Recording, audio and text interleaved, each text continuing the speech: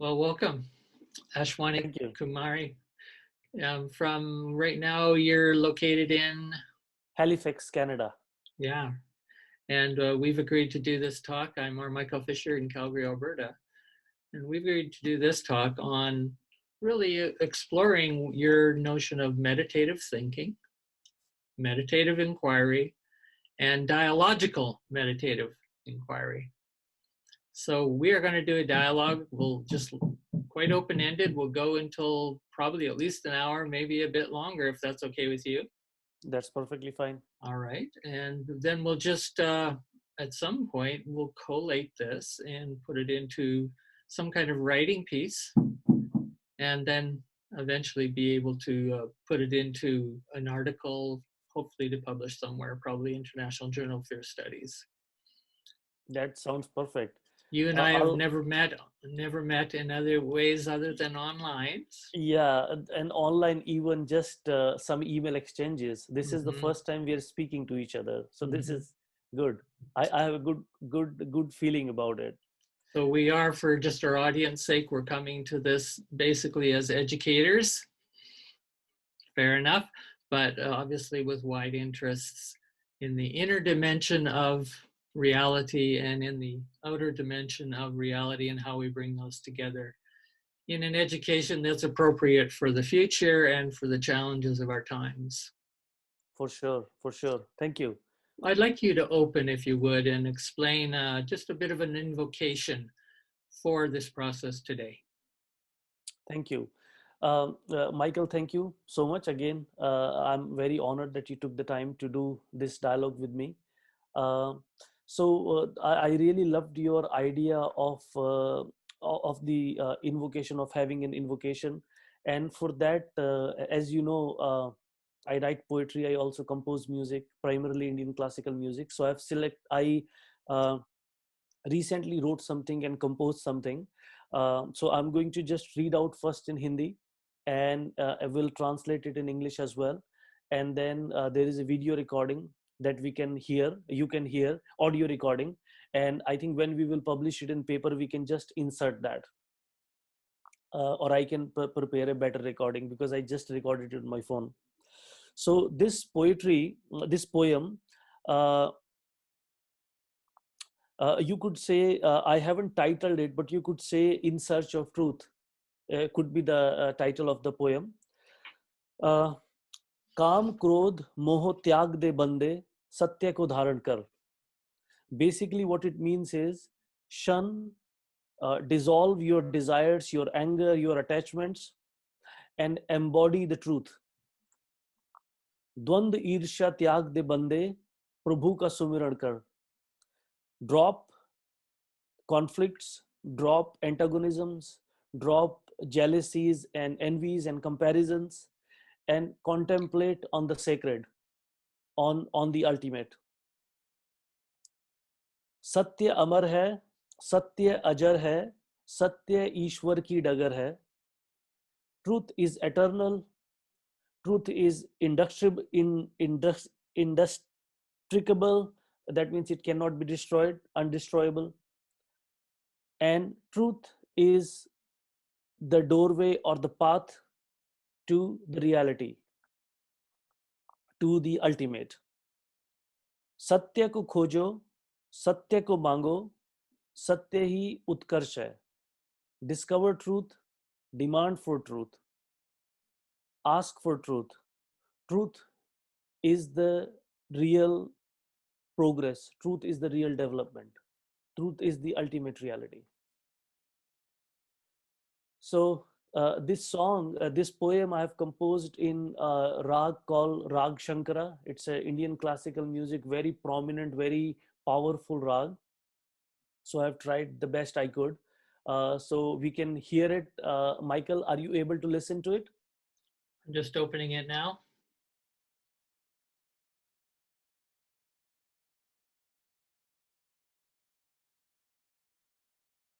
It's taking a little bit to download, I noticed here. Sure.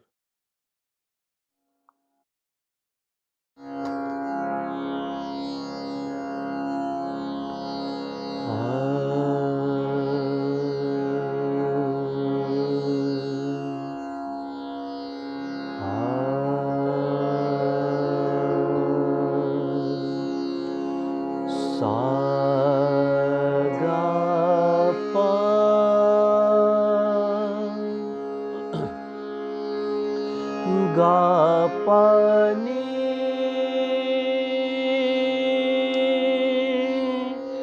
pa ni sa sa re ni sa ni pa ga pa ni da ni sa ni pa ga pa re ga re sa ga pa re ga sa.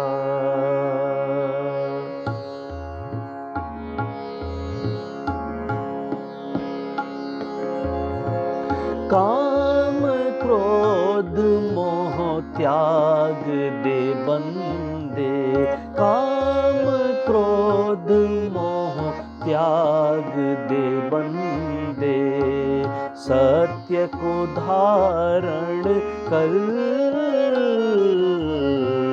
द्वंद्व ईर्षा त्याग दे बंदे द्वंद्व ईर्षा त्याग दे बंदे प्रभु का सुमिरन कर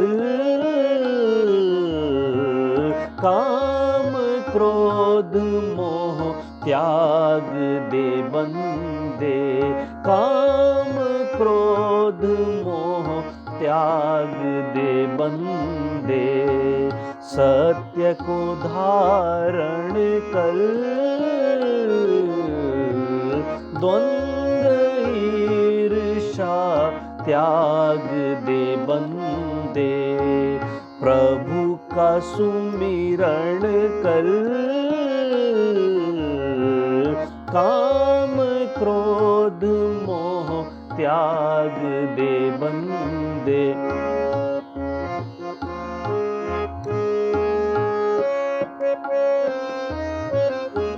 सत्य अमर है सत्य अजर है सत्य अमर है सत्य अजर है सत्य ईश्वर की डगर है सत्य को खोजो सत्य को मांगो सत्य ही उत्कर्ष है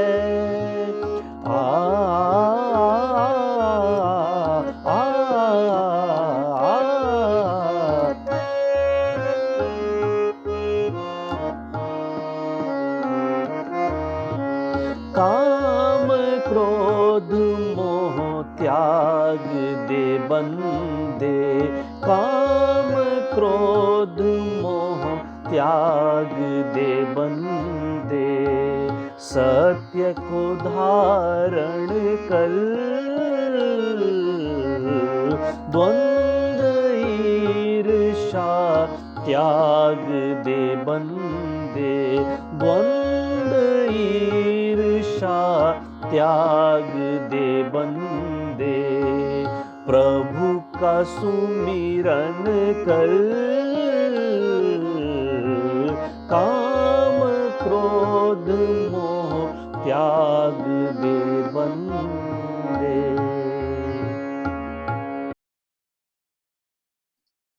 Were you able to hear it, Michael? I just recorded it this morning. Greetings. I feel greeted. I feel welcomed into the pursuit of truth. Thank you. When you were young, go back as early as your memories can be, did you feel invited into the truth, into knowing truth? And just maybe explore early memories a bit. Well, the earliest, I think there are two instances that I remember, and I think the instance that I'm going to tell you that I don't think I have told with anybody at until now. And the second thing I have told everybody, you might have come across in my writing as well. So this was, I would say, I was quite young. I would say I would be in maybe grade 5 or 6 or 7, definitely a young child, maybe 12-year-old. So there was I had a habit at that time that I would just look into emptiness, just look into the vacant space. And there was my mother used to teach in a school, Bhagirathi Bal Siksha Sadan. It was a school, a private school, and the principal's son used to call me Dhyan Chand, which means somebody who is into meditation or who is meditating. So that was pretty early on, and I think that he was the only person who ever gave me that name. And before you asked me, I just had I didn't even like remember it too much. Like I knew that that happened, but I don't think I've narrated it to anybody before this conversation. So I would say, I think there might have been an interest or some kind of an internal inclination towards understanding or towards exploring things. So that was the recognition from somebody outside. But as a teenager, when I was in grade 9 or 10, and I have said that many times, if anybody is reading my work, they might find it tiring now by now. I came across the poetry of a medieval century mystic called Kabir. I don't know whether you have heard. Have you heard of Kabir? So I was completely touched by his poetry, and I would say that understanding Hindi poetry, I don't think I really liked poetry when I was in grade school. I thought, gosh, you have to understand their meaning, then you have to memorize what do the author mean actually, because there is no discussion in the class and necessarily exploring the meaning of poetry per se, right? I don't remember if any of my Hindi teacher was like really excited by the poetry and was engaging with it. So I don't have any recollection. I just like Bollywood songs because they were really beautiful at that time. 50s, 60s, 70s, 80s, the songs used to be very nice. So that was my introduction to poetry. But Kabir's poetry, that was the poetry that hit me, because that poetry somehow aligned with a critical mind that I was unknowingly, uh, unconsciously developing towards the orthodoxy that I was seeing around me, or the corruption, or you could say superstitions, lack of authenticity, and contradiction that I was seeing around me. Like people will we are abusing, but then they go to the temple and they suddenly become a religious person, right? Or they are exploiting the poor people, but they still think by giving money to a Brahmin or to a Pandit, they just absolve themselves of any sin. So when and there is like a lot, I also found a lot of ritualism, like mechanical blind ritualism in the name of religion. But when I read Kabir, that was a fresh of breath here, because Kabir is radical, like radical, critical pedagogue, you can say, from that time, like really radical. Who medieval time was the time when Mughals were ruling India, Muslim rulers. India was ruled by Muslim rulers for a long time, and he had the capacity to be critical of the dominant religion, that is Hinduism, the orthodoxies in that religion, but at the same time also being critical of the dominant religion of the people in power. So I would say that takes a lot of guts on somebody's part who can criticize these two major religions and their orthodoxies and still gain so much respect in India. I would say he's one of the most respected poets in India.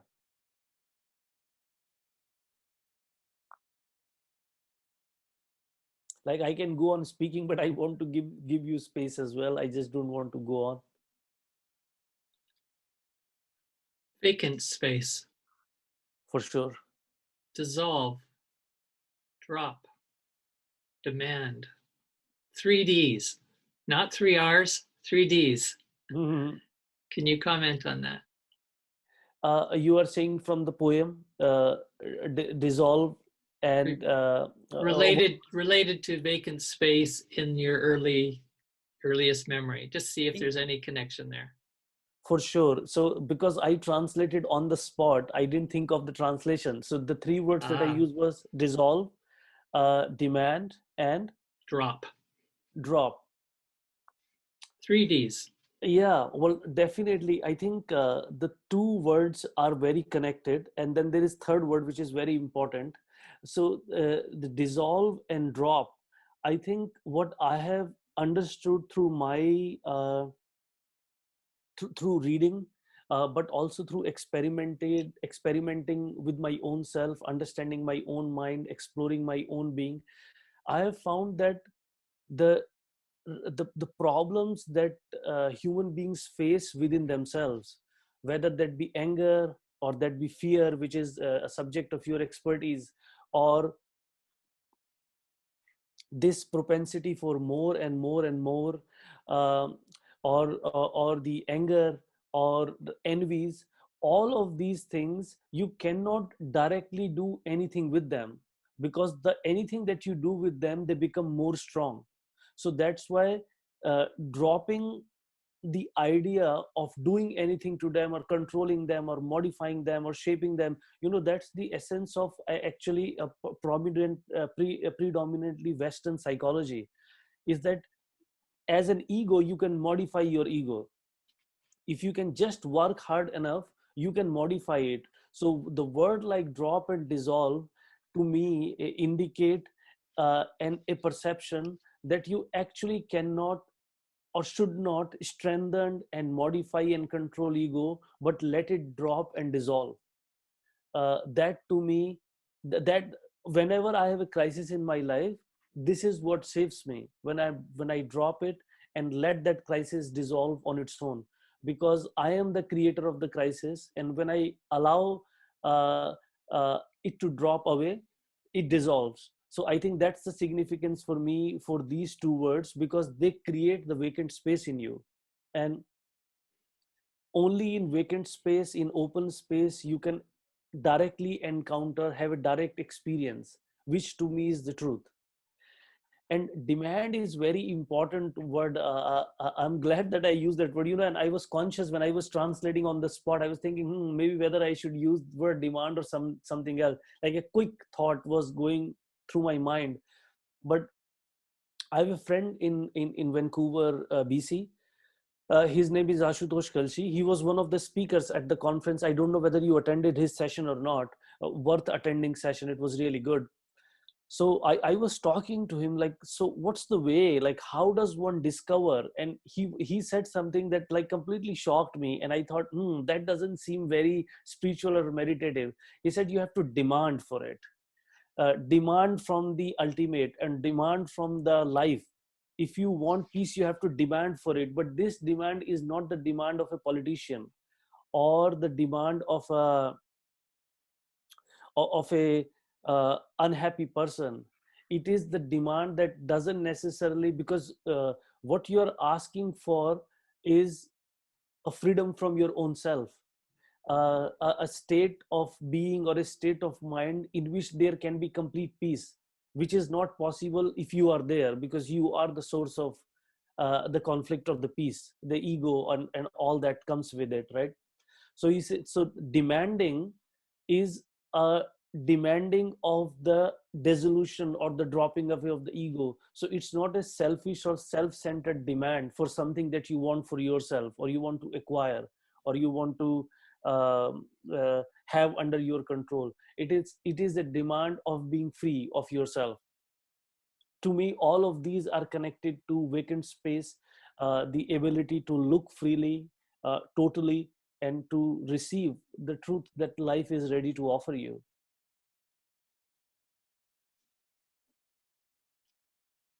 So there's a search going on, it seems, in your work and this philosophy, and you've used search for truth. And I wonder if you could connect that with search for fearlessness. Mm-hmm. I know Osho used that as one of his main teachings in the title of a book. Hmm. Could you connect those for us? Oh, yeah, I can definitely try to do that. Uh, I think fear is basically rooted in untruth, or fear is rooted in falseness. A lot of through lot of conditioning, lot of propaganda, lot of indoctrination, a lot of fears have been created in us. Now I'm not saying that there aren't existential fears, but I'll come to that in a moment. But a lot of fears have been created in us, and they create a lot of ignorance and take us away more and more from the truth. Like for example, I was just give you an example, right? That people will go to the temple, do the puja and the worship, and then they will come out of the temple and they are the same. They can be mean to poor people who work for them as servants, or they can exploit other people in order to do in order to gain benefits. So I noticed a lot of things growing up in India, definitely in other parts of the world, how the falsehood, how the false ideas are inserted in people's mind, and from that, how fear emerges, right? So, for example, uh, a lot of people, I don't know whether you have, if you have been to India, if you'll see, if you go to India, a lot of people, as soon as they see a temple, they will mechanically either do touch their ear or bow down. And I'm not saying there is anything wrong with that, but it's happening mechanically.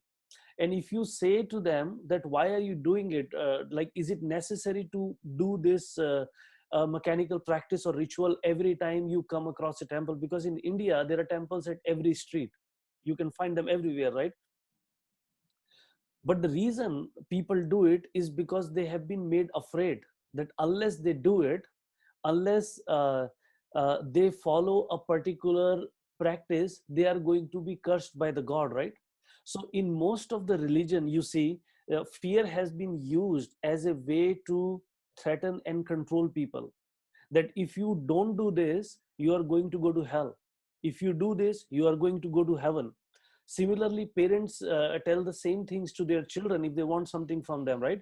If you're not going to do that, I don't know what there is a word in English too, but in India they'll say the rakshas will come and take you, or the ghost will come and take you, right? So I think a lot of the fears are put in ourselves, uh, so that the people in power or the people in authority can get us do what we want to do, whether that be religious authority, whether be that political authority, or in many cases even educational authority. Teacher, you will fail in your exam if you don't do this, right? And parents, that if you don't, you won't do good in life, or there nothing will come out of you. A lot of things can happen. So these kinds of fears that are put into your mind from outside, from various sources and figures of authority, I think they are anti-truth. Because first of all, they are not rooted in truth. They are rooted in forcing you to comply to certain ideals and ideologies that group or person or authority cherishes or consider valuable. So to me, these kinds of fears definitely take us away from truth. They are antagonistic to truth. They are a block in search for truth. So if one wants to really search for truth in life, or truth of any matter, the fear must, these fears which have been created from outside must drop away. But then there are also I think lot of existential fears. Like one of the, I think the central most fear is the fear of death. What is going to happen to me, whether I am going to continue with my life tomorrow, what happens when somebody dies. So that existential truth, that existential fear of being no more, I think that's a very fundamental truth. And it's within all of us experience that. And I would say a lot of the things that we may do in life comes from our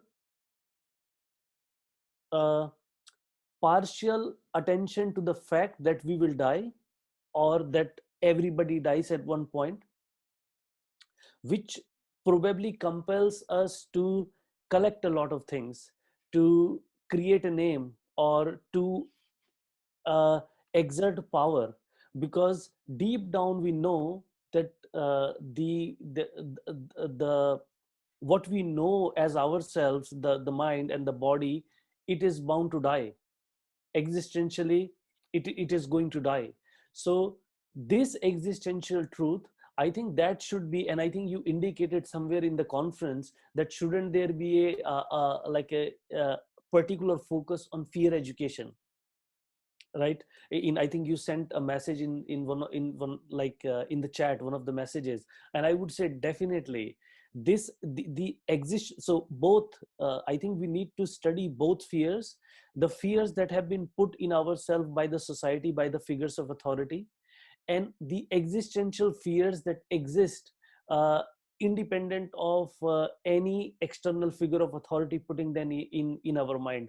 I think a study of these fears should be a central focus of educational experience. So a little imaginary here. Yeah. If you're going to your PhD application, you're going to talk to a potential supervisor at UBC. You could go back a few years. Yeah.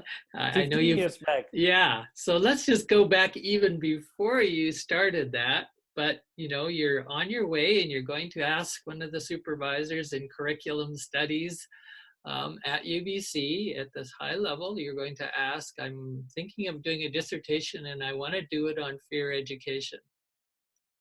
What do you think would be some of that response, the feeling, the atmosphere in the room, just in general, of course?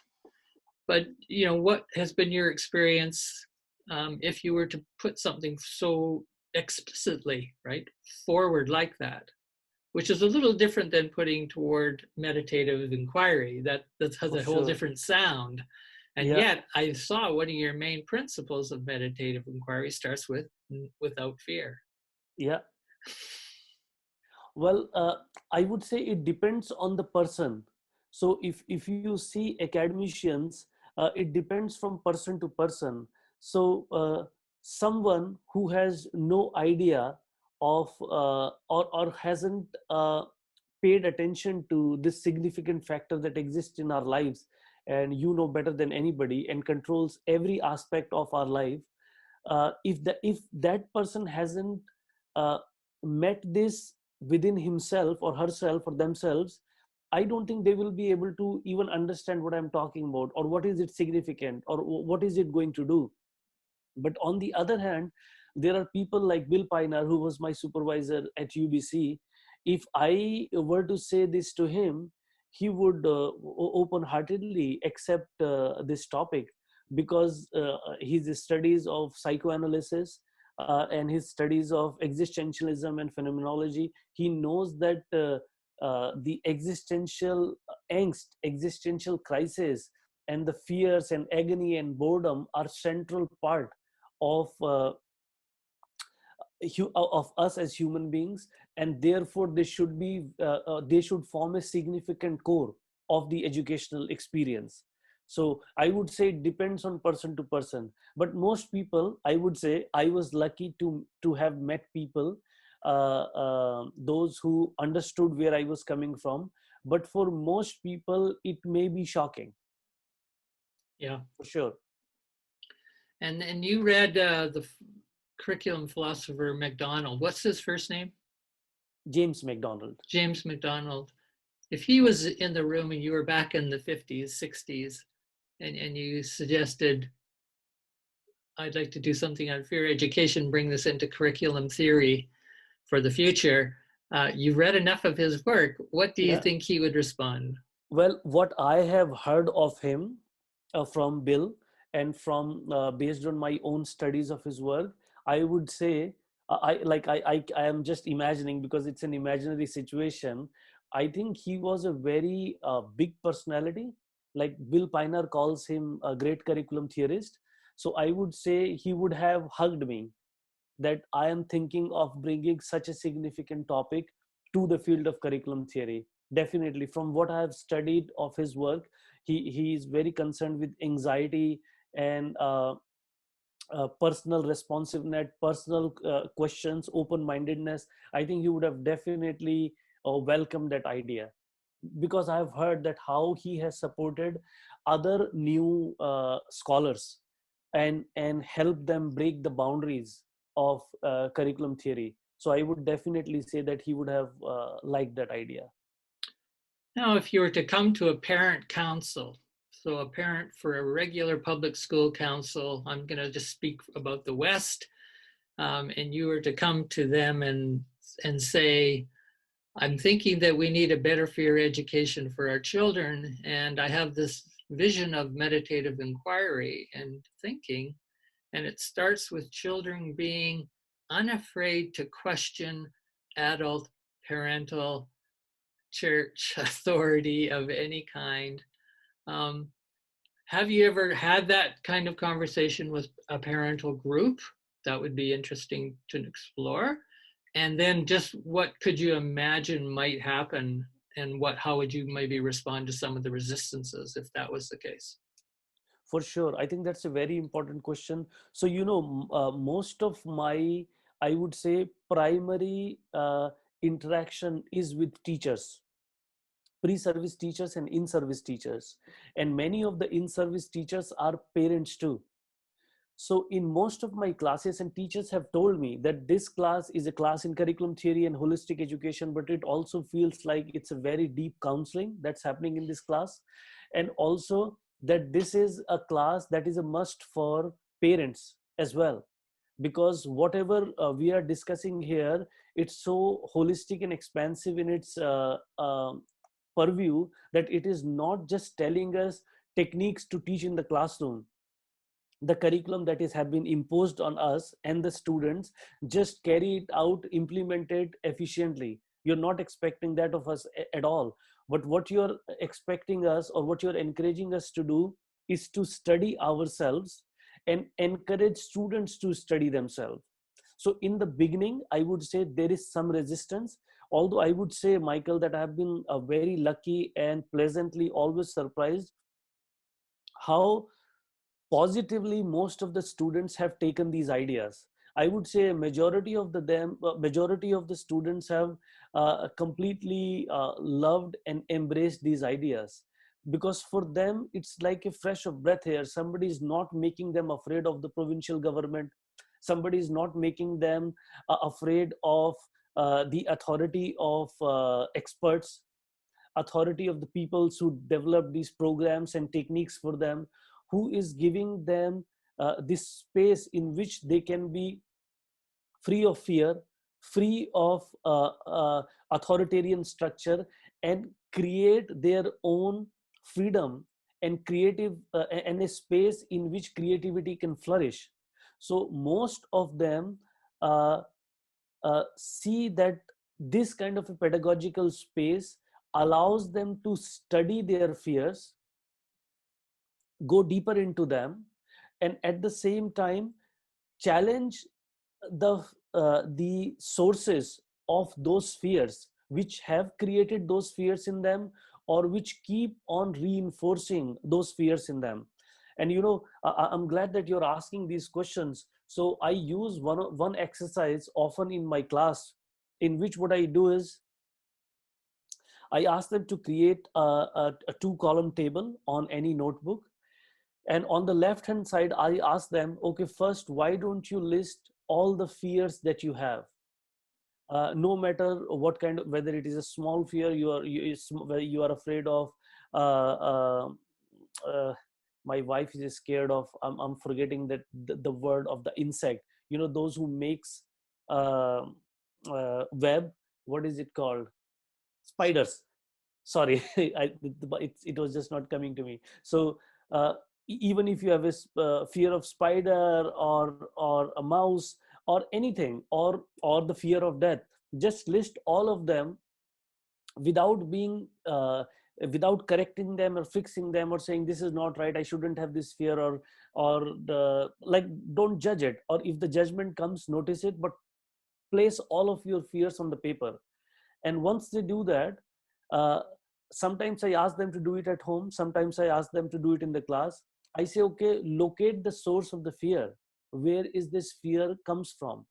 And whether this is a rational fear or an irrational fear, in the sense, but not undermining if it is irrational, it is bad. Just noticing it. Do you know the source of the fear? Do you know the cause of the fear? And if you don't know the source or the cause or when it began in your life, that's perfect too. So creating an awareness of the fear in all its dimensions is very important part of my pedagogy. So most of the students have found it quite illuminating. Now, if I were to meet a random parent or a random educator who hasn't taken the time to delve into these questions, I think they will be shocked probably, because I think the education system is built on fear. Fear of the exam, fear of the performance, fear of the comparison, fear of the teacher, fear of the principal, fear of the supervisor of the board, fear of the Ministry of Education. The whole system is based on fear. We are responding to fear, and through fear. And if you see, like even the laws, like the traffic laws or laws against racism and all that, they are based on fear. If you don't do this, you will punished. So in definitely in Western society, I'm sure that's true for Eastern society as well, the contemporary society everywhere around the world is Western society in many ways. It has been accepted that the only way to learn something or to be appreciated for something is to get external rewards and get punishment. So somehow implicitly we accepted that fear is the principle through which we relate with each other and through which we govern the society. Because if you don't do something that is laid out, you will be punished.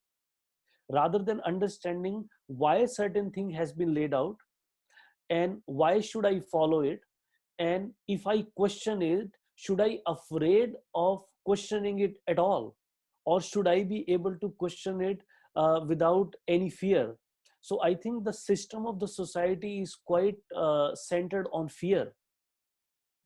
So in the beginning, I would say anybody, unless they engage in a proper, so in class I get at least 3 months. So slowly I bring them up to the speed. But if it were to just a direct encounter with somebody, uh, depending on the person, it may be a very enriching conversation or it may fall out completely. Do you notice any general trends, differences between genders in regard to their acceptance, capability, willingness to explore this inner dimension? I can't say that. Like in my perception, uh, I think more than the gender, probably it depends on the person who is inside the consciousness of the person or their being. A lot of women and a lot of men, transgender people, have taken it very seriously. So I wouldn't I can't say for sure that if gender has had an impact on it. Mm-hmm.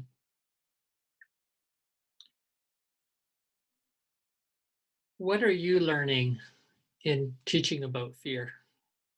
About my own fears. So when I sorry, were you going to complete No? your thought? So when I ask students to do any of the exercises, I do the same exercises myself as well. So they are writing their fears, I am writing my fears. Generally, I don't ask students to share with each other. Like they're in, if they want to share, it's up to them. But I say that because I want to do inner work in class, so that inner work you don't necessarily have to share. You can share how you experience it and how you felt about it, but you don't necessarily have to share the details. So I also work on the same assignment as my students do, and I also uh, have fears. So I am also, the more I engage, so in fact I think this is important.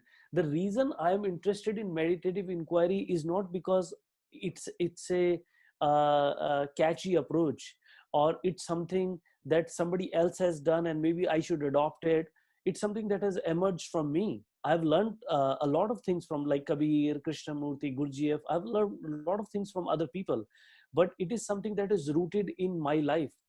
So whatever I want my students to understand and learn, whether it is fear, whether it is conditioning, whether it is how the capitalistic and neoliberal world controls us and reduces us to commodities, and commodities that produce more commodities. uh, Everything that I expect them to do or they do in class, it I am doing with them, because it is my inquiry in a way in which I am roping them in as well. So it's a collective inquiry. So I have been learning a lot about myself, the superficial fears, as I said, how people have put those in me, but also the deeper existential fears.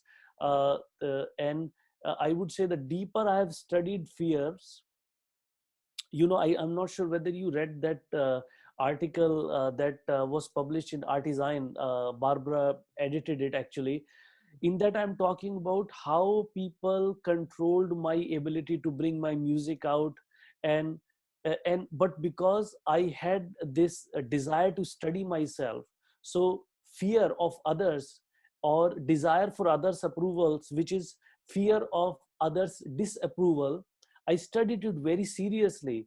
And the more I studied it, the more it left its clutches in my deeper self. And the more it gave way, the fear gave way, the more the music flooded myself. So I would say I have learned a lot by studying with my student and by studying on my own fears and other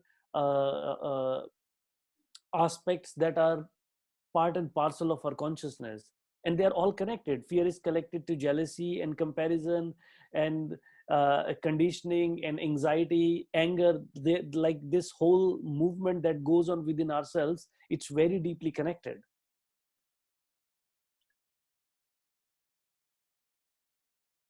Conditioning is a term that's very important in your work. And Definitely. obviously, fear, as you just said, is connected to it. The other thing I think I'd like to hear more about is conflict, because I hear you use that a lot in your work. And can you connect conditioning with fear and conflict? Explore that a bit. Hmm. Well, I think basically how I perceive conditioning is that conditioning is, as soon as you are born, you always born in cultural systems which are inevitable.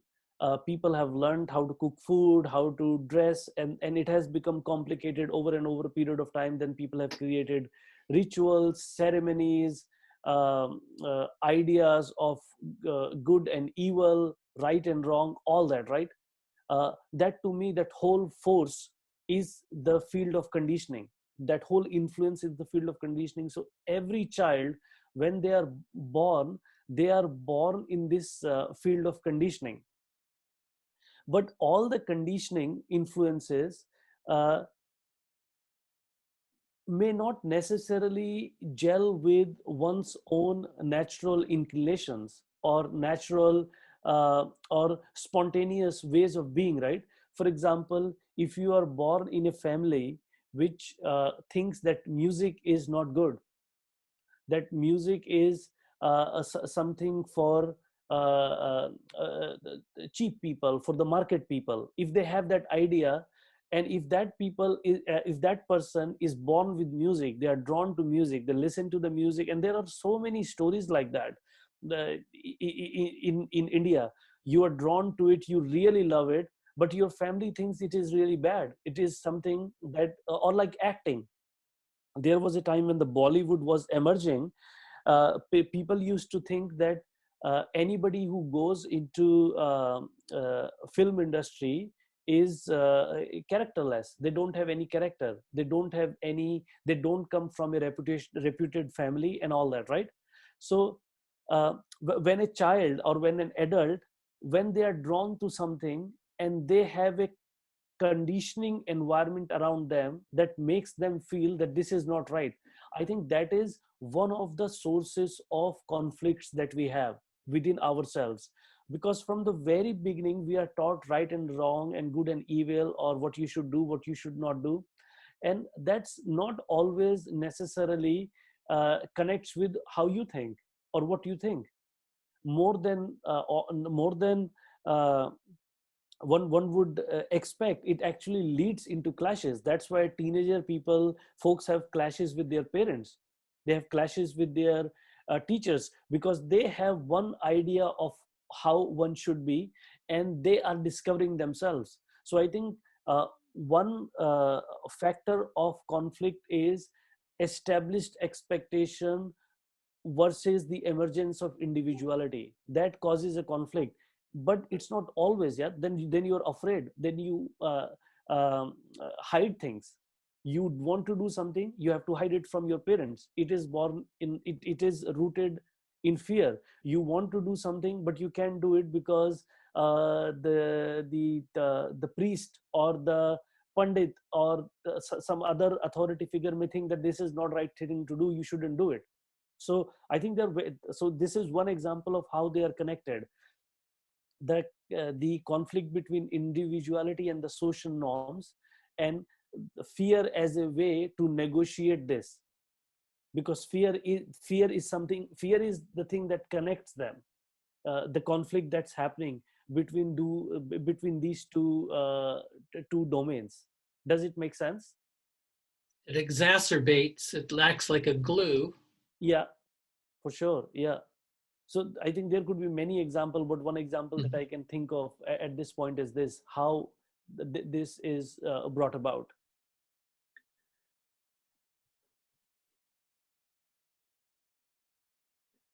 The word transformation is important in your work, yes? Where Certainly, where did you first encounter that word or concept? Can you remember? I would say in Osho, definitely. And because I think maybe I can use a little bit of time to talk a little bit about Osho, because he's a very controversial figure, right? As everybody knows.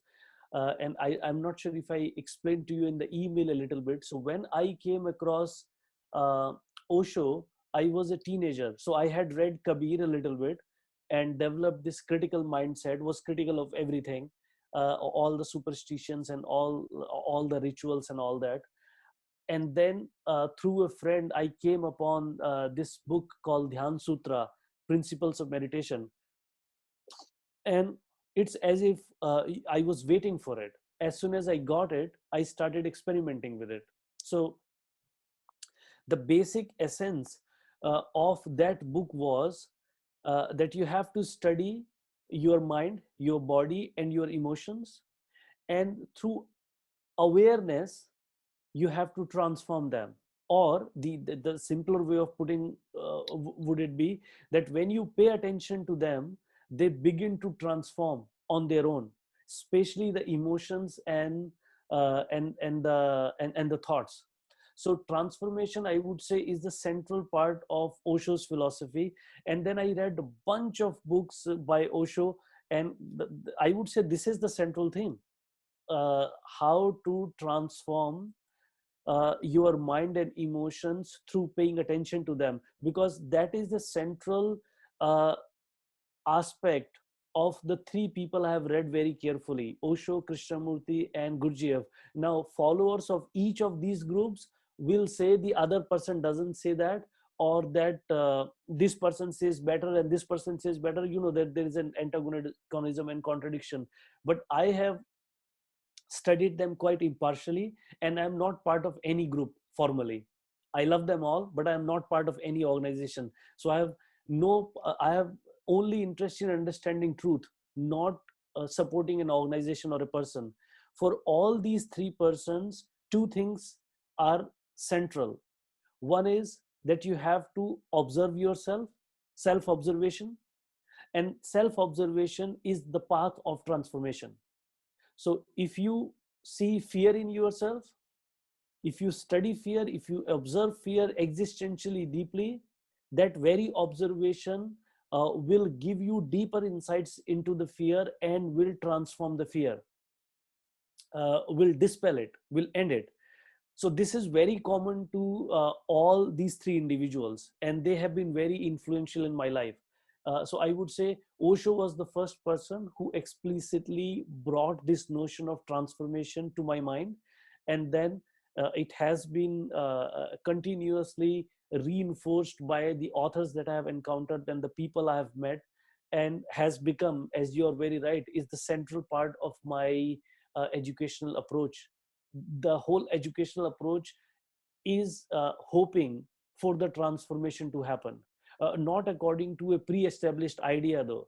Transformation, so it's basically transforming. The deeper your awareness is happening, the transformation, that very awareness is transformation.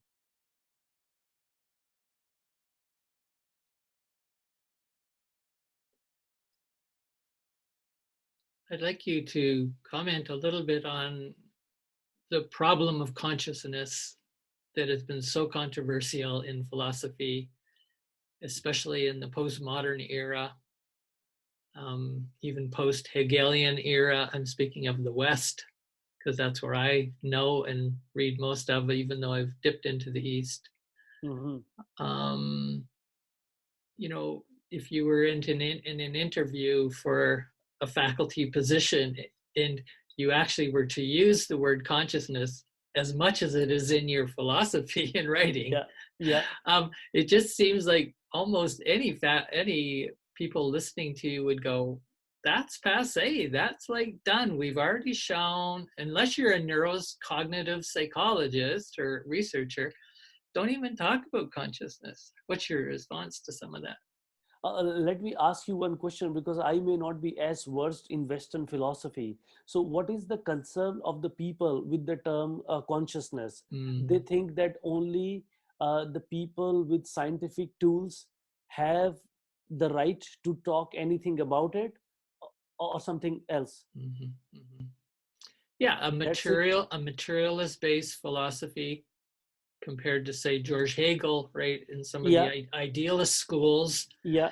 who kept consciousness still alive, but eventually more and more that was crashed Hmm. upon the increasing hegemony, right, domination of materialist, empiricist, positivism, as you know, and behaviorism. Hmm. Um, Okay, now I understood what you're saying. So basically, I think what you're saying, that there was at one point an emphasis on the inner world, that is that it's important, and that happened in education too, right? The inner world became unimportant. The behaviorism and the positivism took over, and it's whatever you can measure, the measurable activities, the measurable outcomes, and they are very prominent now. The standardized testing, ensuring through testing everything, unless you can test it, measure it, it is of no use. Okay, now I understand it. uh, I would say there is still a lot of dominance of those trends, of those tendencies, but because of the work of people like Bill Pinar and Barbara Bickel, right? The contemplative inquiry, the artistic self, Rita Irwin, Celeste Nober. There are a lot of people who have been James McDonald, Dwayne Hubner.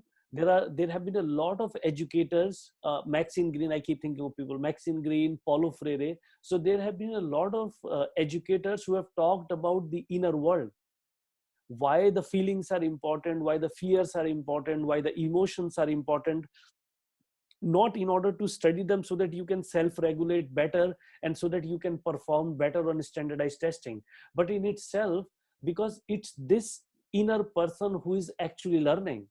It's not just the mechanism of the brain that is learning.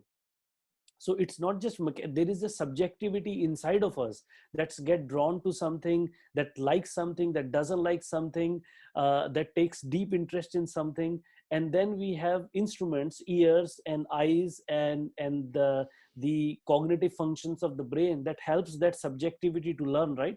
So um, uh, definitely a lot of people, when they hear the word consciousness, their conditioning comes forward, and they feel that consciousness is something that maybe we shouldn't be concerned with. We should be concerned with techniques.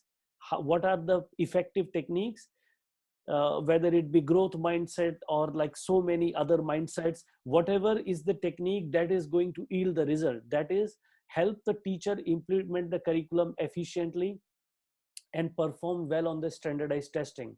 So for those people, this very word and whatever I do is useless. It has no significance. But for the actual teachers, because I don't teach in the schools, right?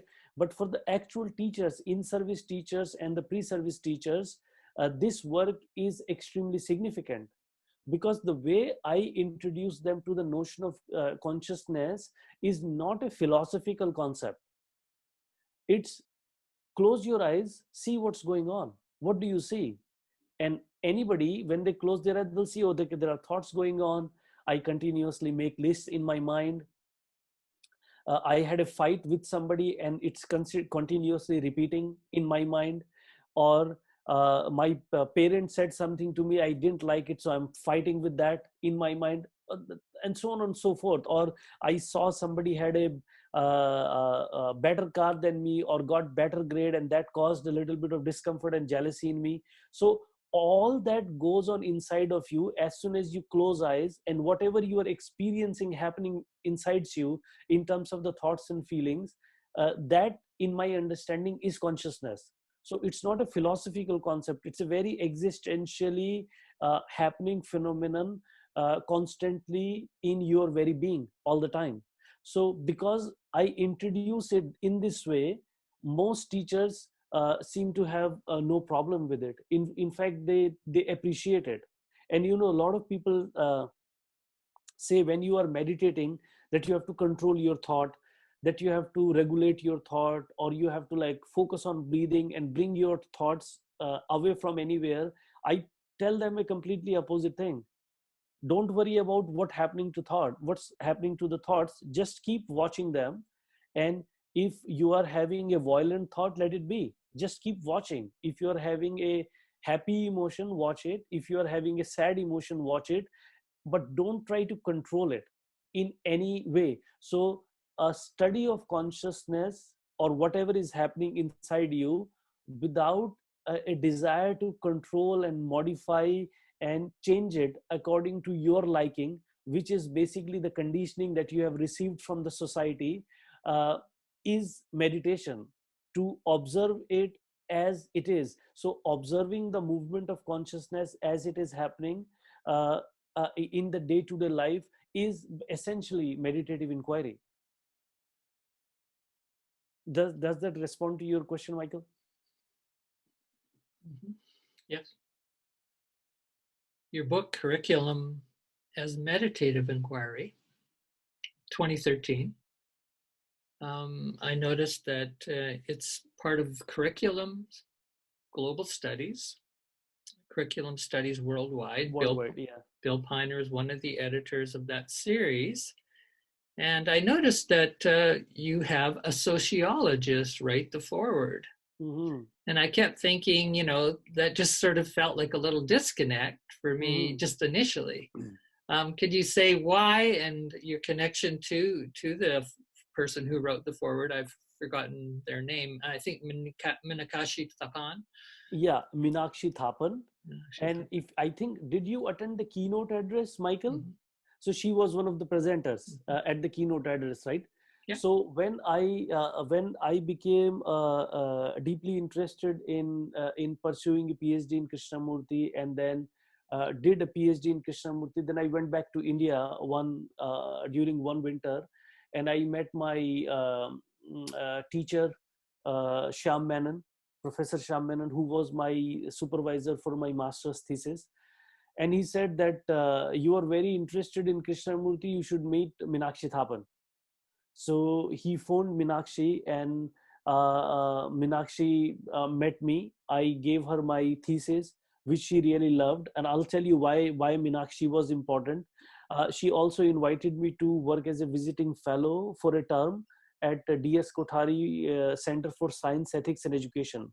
So Minakshi, now retired, was a professor of sociology at Delhi School of Economics, Delhi University.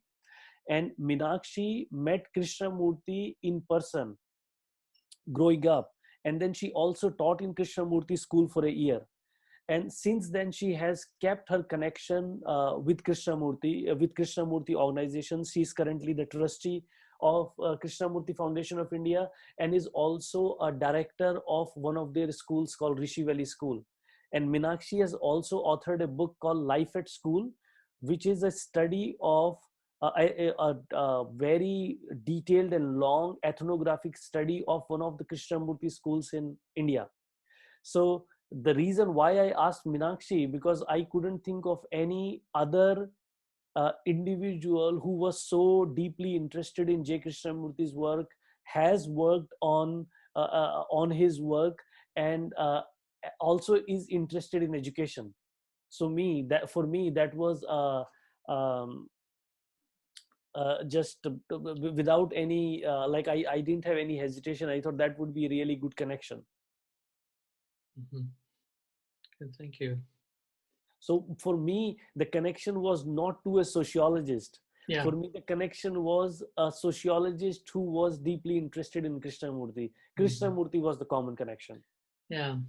And I sensed, both listening to her and reading her forward, she's quite compatible as a thinker with you in terms of psychological revolution and political revolution within the educational sphere. So as a sociologist, she so much appreciates the social sphere, and has this great interior because of the influence, I guess, of Krishnamurti and perhaps whatever other reasons. So it did seem like a sort of social phenomenological perspective that she was able to hold in receiving your work. For sure. Yeah, I think she brings that angle, that angle to it, because she is very well trained sociologist, right? So she understands the social dynamics, and I think perhaps I'm just assuming that perhaps she brings Krishnamurti's perceptions or insights into understanding sociological phenomena, as I do in understanding educational phenomena. Yeah, I think so. Kind of moving near the end here, I'm feeling.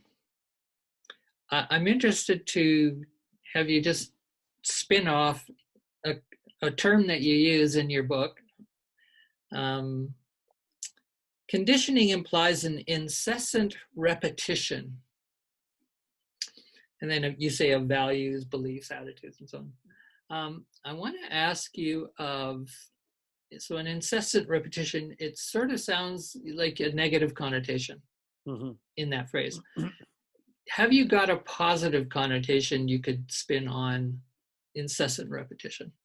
Well, I think this is very important, and there are so many aspects to it that I would like to cover. So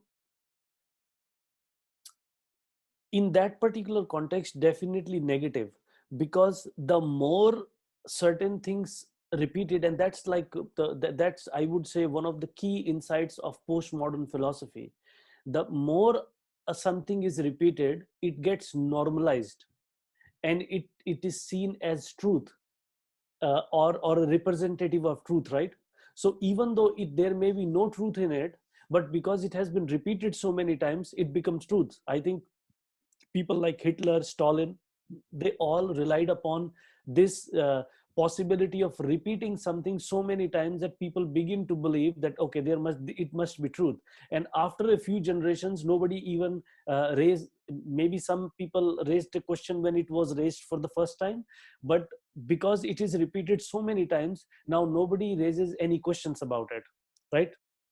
So in the context of ideas and beliefs and philosophies, their incessant repetition and expectations of the individuals to follow them uncritically is really problematic. But repetition can also be amazingly valuable. For example, but again, there is a caveat to that too. I'll come to that. For example, if I want to, so for example, this song I recently composed, right? If I would have performed it in front of a group, because I didn't have the time to prepare it, like polish it as much as I could for you. So I just tried whatever the best I could, given the time I had, because you just asked me yesterday or day before yesterday or something, right? But if I was performing in it in front of somebody else, or like in front of a group, and if I had a notice, then me and my wife, because she plays violin with me, we would have practiced it again and again and again and again quite a few times, to the point that the brain is completely saying, I don't want to sing this song any longer. We could have repeated it as many times, just for, because the more you repeat it, the more, because brain is also a mechanical kind of an instrument. It's also extremely creative, and it can channel creativity, but it also has this left side, right, which is mechanical, which is calculative, which is repetitive. So the more you repeat it, the more it becomes part of your, like, in Indian classical music they say, that it just, you absorb it, it goes into your blood and marrow and your bone, it becomes part of it.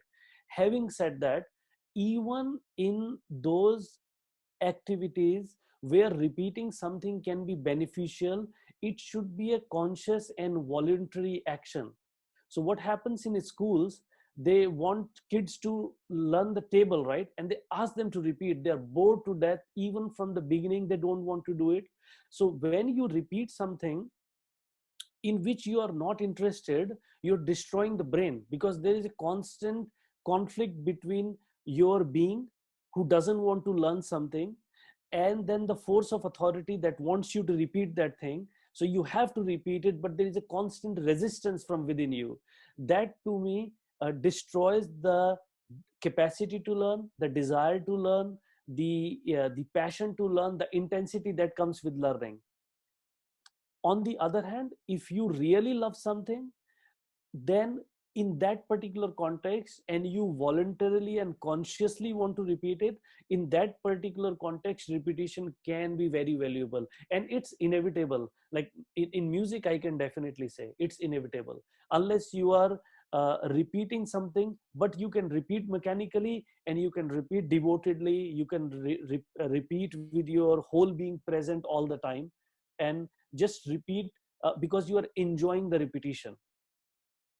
That, to me, can be really useful and beautiful. Mm-hmm. One more topic before we go. Sure.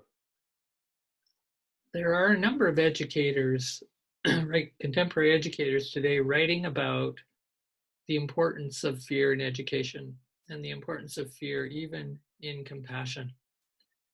And I've been following their work with question marks as to the motivations behind that work. Just the example, so I'd like you to communicate, because I know in your book you say at one point, Krishnamurti actually says, we don't really need fear. You know, it could actually be completely dissolved, and we don't need it to motivate anything, quote, good. But there's a really strong discourse that fear makes us good. And it's actually scary to have people who are fearless. So I'm giving you a Western discourse that is quite showing up. I'm seeing it actually more and more. So one of the versions that recently showed up by very sophisticated postmodern thinkers, curriculum theorists, was we need to have fear for the other's suffering in order to be ethical beings. So now, in context of Krishnamurti's work, your talk, your work on fear, how would you respond to something like that? Even with questions, it doesn't need to be answers. Well, I can understand where they are coming from, but probably the word that they are using is probably doesn't sit well with me. So basically, what they are so like Krishnamurti says, right? Like guilt, religions and authority figures create a lot of guilt too, right? If you don't love me, then I won't love you back, or something like that, right? You can create guilt in people. So, but there is a guilt that can have a value. For example, if I cheat somebody or if I hurt somebody, and that feeling that gnaws inside the heart, that's a good feeling, because that shows that you are sensitive. When you hurt people, you um, uh, try to misuse them or try to use them for your own good. And if that hurts you a little bit, or if you are angry at somebody, and being angry at somebody is really causing a little bit of discomfort and unhappiness in you, I think that's a good feeling. That's good. So I think in the context that they are using the word fear, is that if you have fear, uh, then probably you won't cause suffering to others.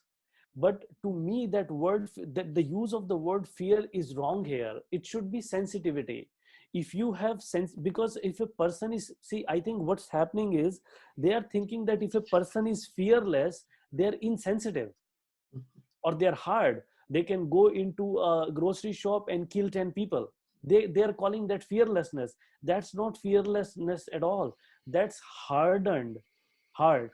That's insensitivity. That means something really wrong has gone inside the psychological structure of that person, that they are not sensitive to other suffering. Because normally, like all of us must have noticed, when we have a fight with our parent or with our partner or with our colleague, if we have a fight or a struggle, inside we feel a lot of discomfort. God, why did that happen? Like, who lost the control? Why did that have to happen? It brings about a lot of discomfort and anxiety in ourselves, right? And unless that relationship is made whole, the connection is made again, that discomfort doesn't go, that anxiety doesn't go. But that sense that one feels within oneself, that sense is a sense of insensitivity. It's not fear. So suppose I have a fight with my wife, and because of which I'm feeling uncomfortable. But if I go and make connection with her, or if she comes and make connection with her, out of the fear that if I don't do that, we will uh, uh, that that we will break apart, or we won't have relationship any longer. If it is rooted only in fear, that is self-centeredness, that's selfishness. But if you see that the fight or the conflict may uh, have caused discomfort within myself, so of course it has caused discomfort in the other person as well. So we need to talk, we need to communicate and figure it out, but not out of fear of other person rejecting you, but out of the sensitivity that we both are hurting. And that can apply to any relationship, to groups, to nations, to communities, that we both are hurting, and we need to get together, not to gain from each other, but we need to get together because that's human sensitivity. We need to reconnect and let the life flow between the groups or the individuals again, right? So to me, I would be very concerned when they use the word fear of others suffering. I would say sensitivity to others suffering. And also extending it a little bit. When you say fear of others suffering, you're creating a division between you and the other person. So if a person is dying of hunger in Mozambique or any other country, I should not donate because of fear of other suffering. I should donate because it is me in Mozambique who is suffering. So it is like it is us as a whole. It's not you and me. It's your suffering, and I should be afraid of my suffering, your suffering. I should be afraid of suffering, period, whether it is you suffering or it is I suffering. And it should not be rooted in fear. It should be rooted in sensitivity. And that's what the work of people like Krishnamurti are trying to do. They are one of the one of Krishnamurti's book's title is The Awakening of Intelligence. And when he's talking about, this is what he's talking about, intelligence. How can an intelligent person, which he also calls compassionate and sensitive at the same time, so he doesn't conceive of a person intelligent if that person is also not compassionate at the same time. So Krishnamurti says that that unless this intelligence or compassion is awakened, the sensitivity can't be awakened. Sensitivity towards me, within me, and towards everything that I interact with, whether it is nature, whether it is birds, whether it is animals, whether it is human beings. So I think that sensitivity is the crux. So we shouldn't make people afraid of killing other people. We should help them understand where like we should like need to understand how come someone becomes so insensitive that they can kill so many people and have no remorse, or nothing happens inside of them. Because generally, like even a butterfly or a little animal, if they are killed of any normal human being's hands, they get it can cause a lot of discomfort. Oh god, how did it happen, why did it happen, right? So I think part of the fear education, that is your project, Michael, should be also that fear education, I think, is also an education to cultivate the sensitivity and the compassionate intelligence. Wouldn't you say so? Mm-hmm. And I think what your meditative inquiry adds probably even to that is to attune to what you're actually experiencing as close as you can phenomenologically, Yeah. below the conditioning umbrella or lens. And so we need to do that. And that's what good experiential education has always been. Holistic experiential education has always been. But I think we're adding layers, and that's what I see in your work, is you're adding layers a lot more around conflict and fear. I have to say, I don't think I've seen an educator put so much attention on fear and conflict in holistic experiential education. Thank you. Other Well, than thanks to other than myself, I certainly do, but I'm just speaking in terms of the larger perspective. I really don't see. I well see even maybe a few, but you're very on that, and I think it's Krishnamurti is really bringing a lot of that forward. that's what I was going to say. That's exactly I was going to say. It's what I have studied, right? Mm-hmm. And but not studied just intellectually, what I have studied with my whole being. So when I have read Krishnamurti, I have not read a book.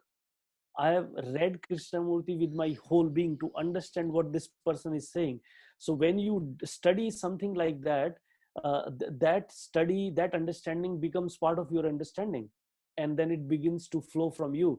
It can also happen due to conditioning. You study a particular text, and because of fear of authority or whatever, you get conditioned and you start talking about it. But it can also happen the other way around, where you are so inspired and deeply touched that it flows from you. But I think the that's why the constant questioning and critical attitude should always be there, so that one knows that one is not doing something out of uh, uh, just conditioning, that that is something that you mean by it. So whatever I have written in the book, inspired by Krishnamurti, James McDonald, and other educator, but whatever I have written is something that I'm really touched and inspired by. What would you like to improve on? Last question, in your own writing. There's something, always a translation from what you know inside, what you'd like to say, and then as you have to write and use the language, even, yourself being an Easterner more, even though Western education to a large degree. Is there something you'd like to improve in your writing, or you have a sense of something that's yet to be matured in your writing? Definitely, definitely. You know, when I when I came to UBC, in the Western culture, there is a lot of writing, right? So we used to Mm-hmm. do assignments in India too, but mostly it was exam focused, Mm-hmm. right? Assignments were basically They ask you to, for example, write about Freire. You take materials from Freire's Pedagogy of the Oppressed, put it together nicely, and give it to the teacher, and that was acceptable. But here, so my critical mind was developed. I had no problem critiquing things, sharing my own thoughts and comments. Um, but what I hated was the writing itself. That I and then I didn't know how to type when I came to Canada. You won't Mhm. believe that. Because Mhm. I used to hate computers. So I started learning typing, and but I hated the idea of writing, because I had a lot of I met a lot of teachers in India, because in India now the system is changing. They have expectation that you have to have these many conference presentations, these many publications, in order to get promoted and stuff. But when I was in India, when I left India around that time, these too many expectations were not there. So teachers were like really professorial, a lot of them who I met, and like really, like real, inspired by real Socrates dialogue. Okay, let's Mhm. sit and talk. You go to the library, you read, and you talk. So the focus is not always, okay, now I have to write a paper and I have to get it published, because unless I do that, I have no value in academia, right? When I came to Canada, I saw that, and I didn't like that. I actually quite abhorred it. Why you have to write so much? Because so much crap is written because of that. Because everybody is writing, and writing out of the pressure to perform. You like I don't think you can write a lot of great insights if you are writing like a machine. You have to study deeply, and then let something touch you and inspire you, and then you say something original. That cannot be too much in terms of productivity. Maybe for some people, but for most people it may not be that they are writing every day 6 hours and continuously producing work. To me, that's decline of scholarship, that's decline of real intellectual pursuit. So I abhorred that I have to write. But very soon I learned, if I the two things happen. Whatever I wrote was really appreciated by most of my teachers, and they asked me to publish it.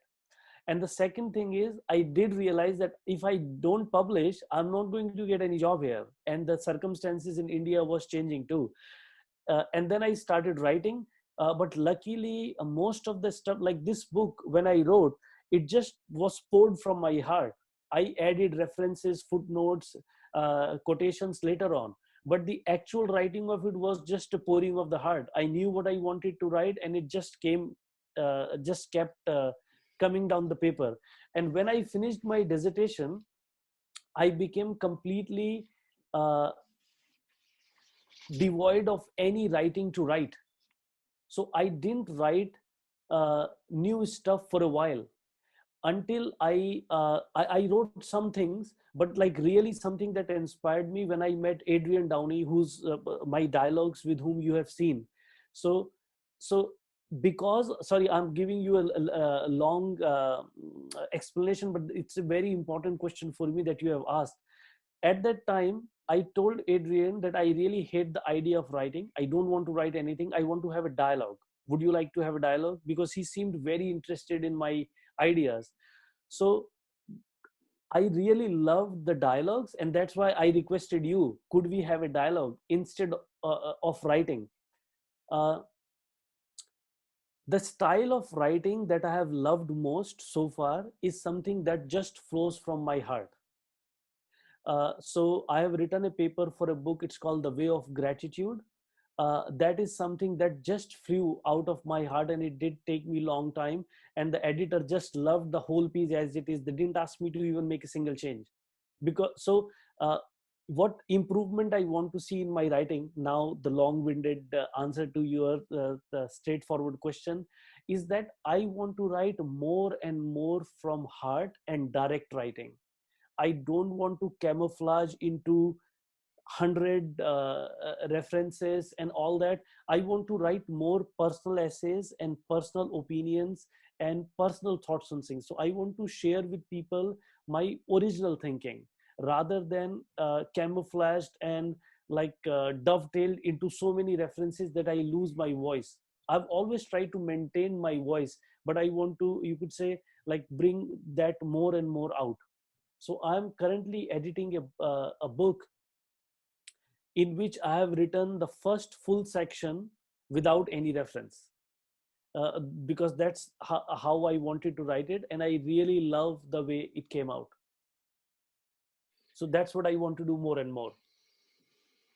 Yeah, that's great. I see the importance of the aesthetics for you, and the poetics, and it That, reminds me of going back to Kabir. that's cool. And you can find that book online for free, and I can make a note, I'll send it to you. It's You called do that. Song of Kabir, and it's a translation by Rabindranath Tagore, who was a very famous poet from India, Nobel laureate. So I think you'll like that. All right. Yeah, there was something that I wanted to say. Yeah, so poetic writing is also very recent. I think the paper that I did for Barbara's journal Artisan, that was the first time I ever shared my poetry. But it is becoming like in every piece. I think it is coming now. Yeah, yeah, I'm yeah, very happy yeah. about that. All right. Well, all the best to you, and I really enjoyed today. And I'll do the transcript and send it to you eventually, a written transcript. So I would like to have a little bit of a follow-up discussion with you. So you have stopped the recording. Can we stop the Not yet. recording?